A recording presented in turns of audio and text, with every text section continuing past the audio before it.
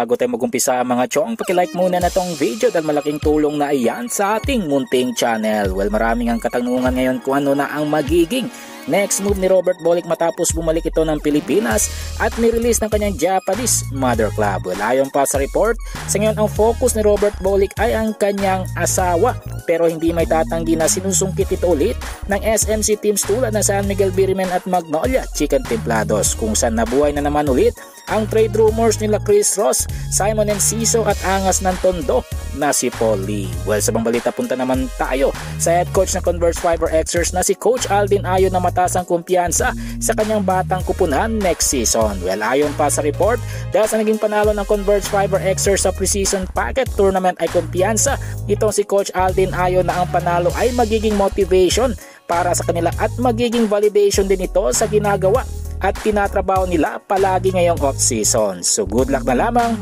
dito sa Converge Fiber Xers.